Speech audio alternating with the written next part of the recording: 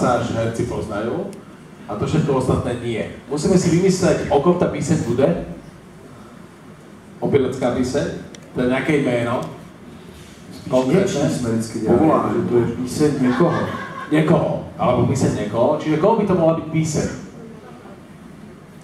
S Richardovou píseň jsme dělali několik. A koho? Semana. To už jsme dělali už. Ano? Tak zkuste několik. Opelecká píseň Hrobníka mi nepřijde špatná. Opelecká píseň Hrobníka. No dobré. My vám zahrajeme teda krátký úryvok, jak to bude vyzerať. Pozor, chalani sa budú striedať, refrén majú rovnaký, ten poznajú.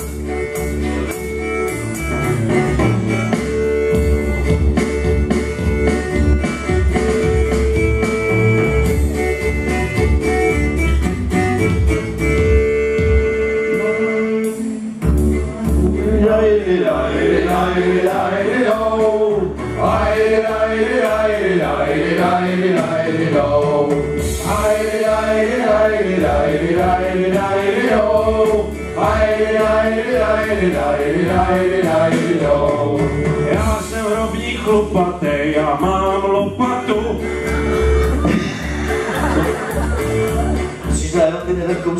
Já jsem hrobník chlupatej a už zpívám Mika.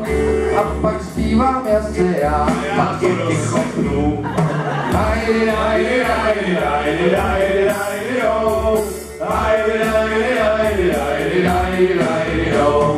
Já jsem hrobník macatej A mám lopatu. Já jsem hrozně špekatej. taky na tatu. Vidím tuhle rakvičku, Tu si musím dát, já tu rakev spořádám. volama se nebrat.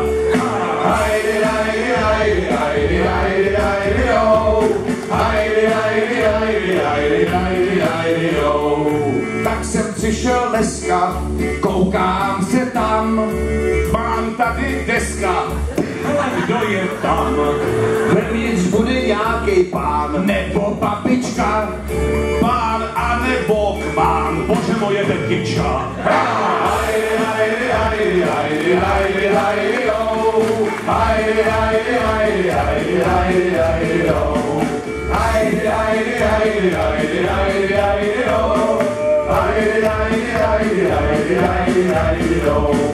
Vezmu si svou lopatu Vykopu jámu, hodím tam tu rakvičku a jedu na chatu.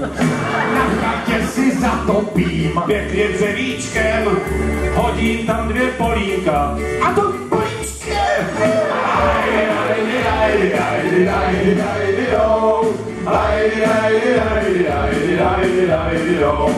Lidi prostě umíraj, to se prostě stává, Protože jsou nemocní, sláva polní tráva. já je všechny zahrabu, jako kdyby nic.